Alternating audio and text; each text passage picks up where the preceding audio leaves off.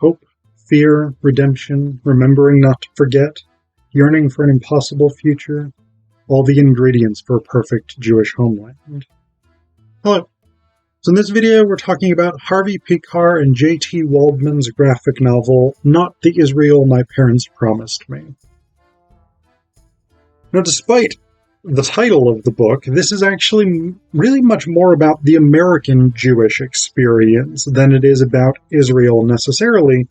But since even before 1947, the American Jewish experience was very much tied up with the desire for and then the existence of the State of Israel. Zionism was a major force in much of Jewish life for several centuries. I mean, now there were also anti-Zionist Jewish movements, and prior to World War II and the Holocaust, those were much more influential. Really, the Holocaust kind of killed off a lot of anti-Zionist sentiment for a number of complicated reasons. But, for instance, there was the Jewish Workers' Bund, or the Jewish Labor Bund in Eastern Europe. This is actually, this shirt is actually based on one of their posters. The text in Yiddish says, it translates roughly as, wherever we are, there's our homeland. So there were big anti-Zionist movements, but there's also major Zionist movements. Now, basically what I mean by Zionism in this context is the desire among Jews to return to what was before the partition of Israel and Palestine, what was just called Palestine. The Holy Land, the area, sort of ill-defined area around Jerusalem that, according to the Torah, God had promised to the Jewish people for all time, etc., etc. That's been a major force in Jewish life, and in American Jewish life as well, but Jews in the U.S. have also traditionally been quite liberal. They've tended to support things like civil rights, women's rights, LGBT rights at greater rates than Gentiles, greater rates than most other communities. I mean, obviously, African Americans supported civil rights at greater rates than Jews, but other than the community directly affected by an issue, Jews have tended to be much more left-leaning than almost any other demographic in the U.S.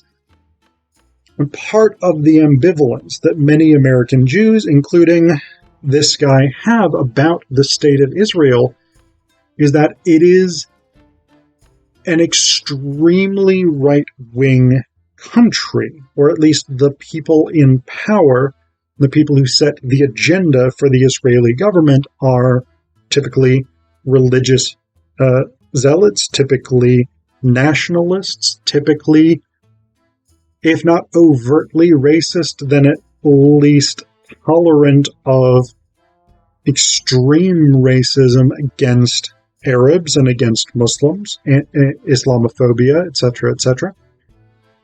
Israel also has a very checkered history in terms of becoming a major arms manufacturing state that has sold arms to apartheid South Africa, that sold arms to the Shah of Iran, who was a repressive right-wing leader prior to the Islamic Revolution in 1979. They sold arms and trained the militaries and secret police of a number of right-wing dictatorial and extraordinarily brutal South American leaders, etc., etc. So, from a leftist perspective, there is very much, and that, of course, is to say nothing of the treatment of Palestinians, who are, I mean, they have had their land dispossessed. That is not really a debatable point. They have been largely put not necessarily into concentration camps as such, but something more akin to Bantustans, which was a South African attempt to sort of corral black people into specific areas where they could essentially be enclosed in military compounds. These things are really not disputable, despite the fact that many Israeli apologists do try and disregard them or justify them. From a leftist perspective, these are massive, massive problems. But from a Jewish perspective, the existence of the State of Israel is incredibly important for the Jews as a people because we have never had security within anyone else's nation or culture. Our presence has always, at best, been tolerated with resentment. So there's a lot of ambivalence there, and that's really what's central to Pekar and Waldman's graphic novel.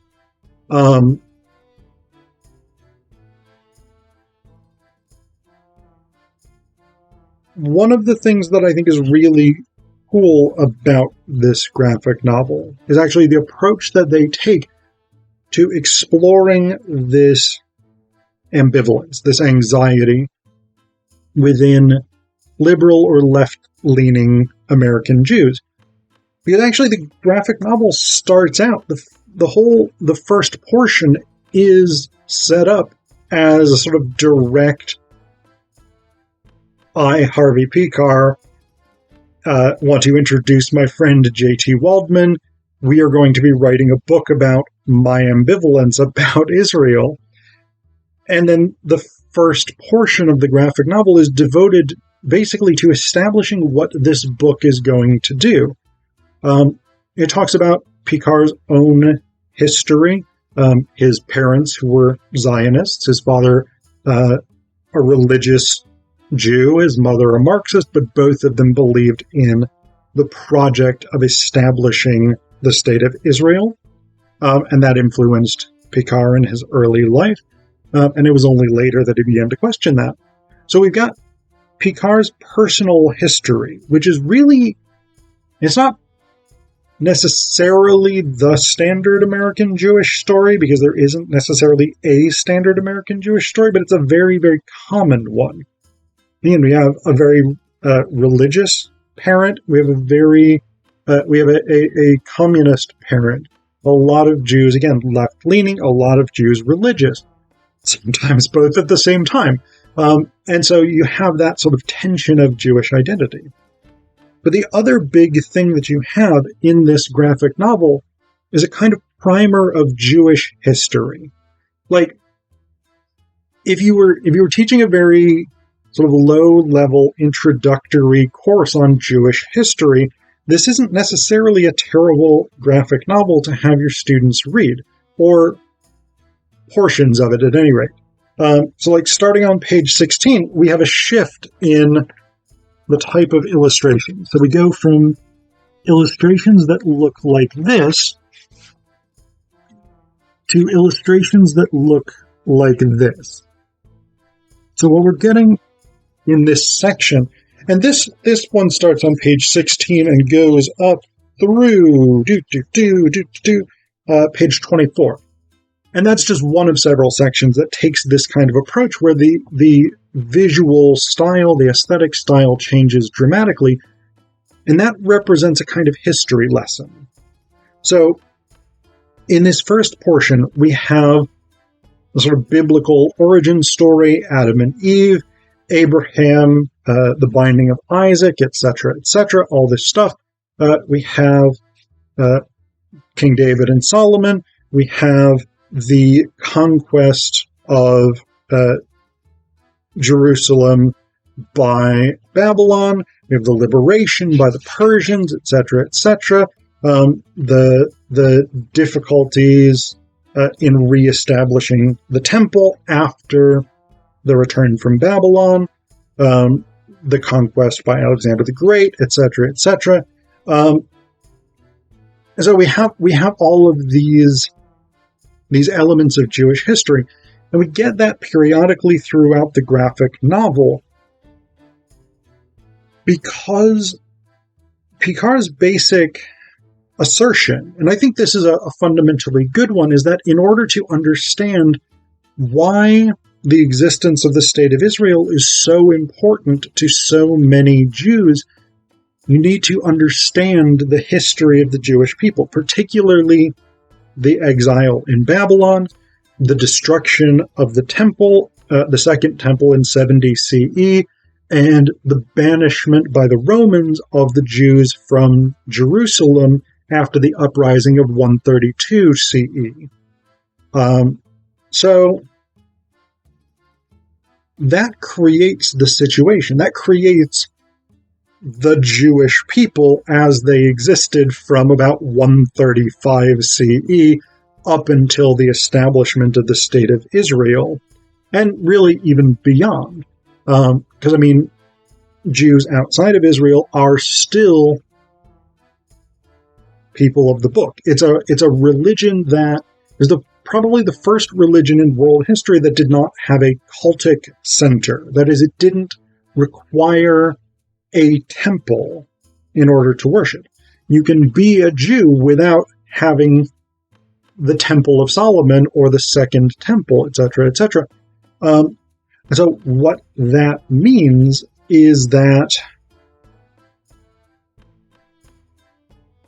in a way, Jewish identity fundamentally shifts. And this is actually getting a little bit away from the points that Pekar makes in the book, but that idea allows Jews to retain a collective identity without being tied to a specific place, without being tied, and a religious identity without being tied to a specific temple, a specific place of worship.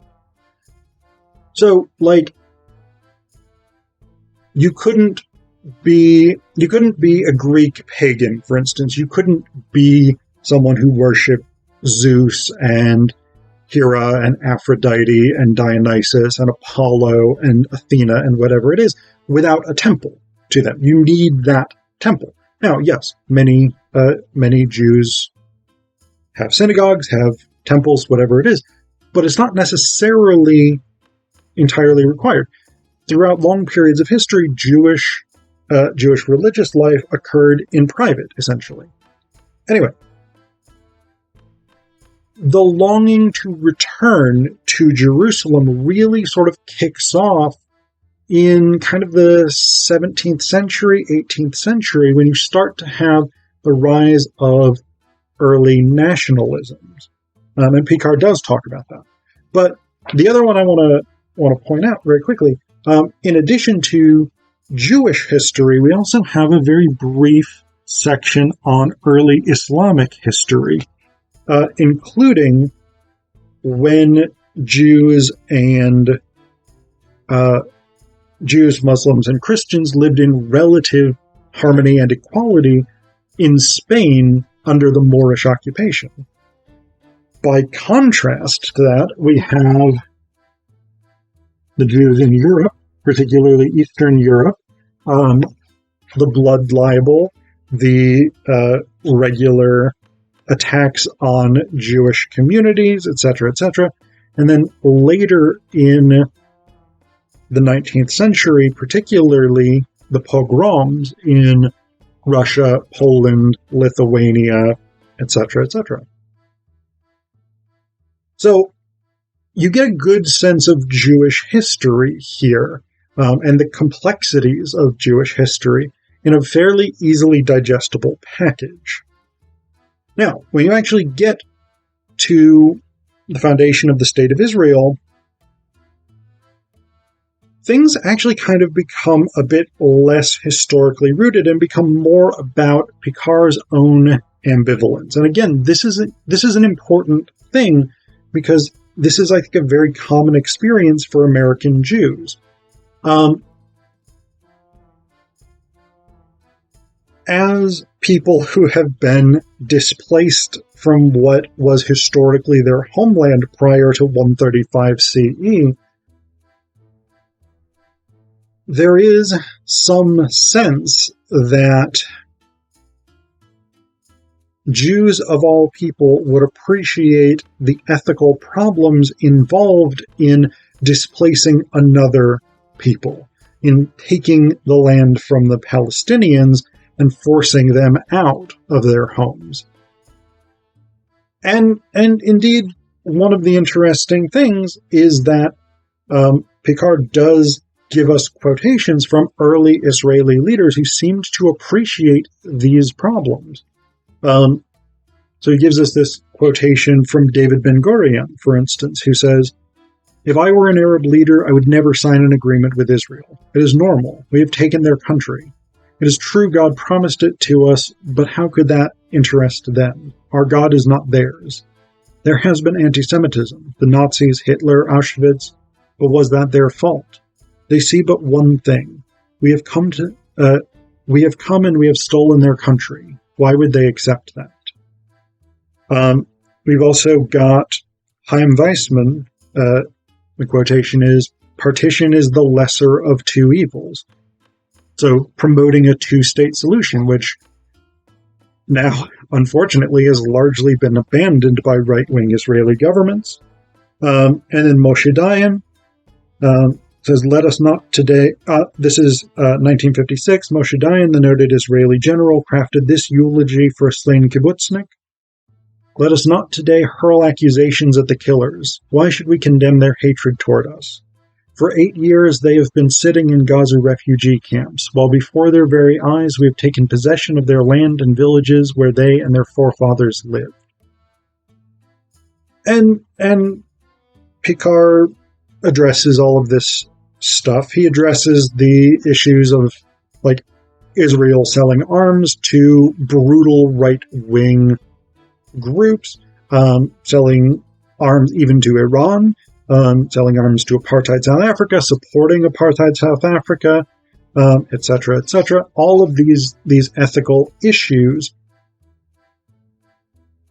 And ultimately, kind of he doesn't propose a solution. Pekar doesn't propose a solution here.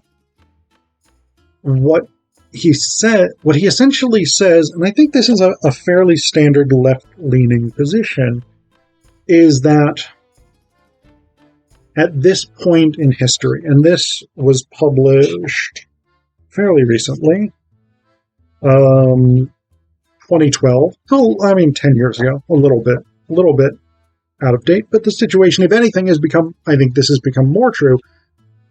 Pekar kind of comes down to the point where Israel is so much stronger than the Palestinians, militarily, economically, politically, in terms of support by the US, etc., that if there's ever going to be peace, and if the state of Israel is ever going to have security, Israel really needs to be the one to make concessions and needs to be the one to say, we're going to stop violence. Because the Palestinians can't. They simply aren't in a position to be able to do that. Again, it's not a well-developed political treatise, and indeed Pekar never claims to be a political thinker, but again, it's an exploration of the ambivalence that many American Jews, left-leaning American Jews especially, feel about Israel. The other element that we get here is the criticism of many Jews in the US who question or challenge or criticize Israel in any way, even in Israel's most brutal activities. Pekar writes in 1978, he writes this sort of letter to the Cleveland Plain Dealer, his local newspaper, basically saying Israel needs to stop taking the land of the Palestinians. It needs to stop the violence, etc., etc. Much of what Israel is doing is unjustified, etc., etc. And there's a response. There's a response published by Rabbi Murray Stadmauer, who apparently was actually a relative of Pekard's. So that's Pekar there, that's Stadmauer. And basically the counter letter is like, this guy obviously doesn't know what he's talking about. He doesn't understand anything about Israel. He, at one point, Stadmeier calls him a Jewish ignoramus. So that's another element of Pekar's story, is the criticism that many American Jews, many international Jews face whenever we point out that Israel is doing things that are ethically reprehensible. This critique of being self-hating Jews or being anti-Semitic, not understanding the situation, not appreciating how whatever Israel does is justified, etc., etc. So again, I think it's a really, really good exploration of the American Jewish experience related to Israel and the disappointment that so many people feel with how right-wing and nationalistic and anti-democratic Israel, the state of Israel, has become. Along with, you get a good primer on Jewish history, which is super, super useful for people who don't know that much about Jewish history.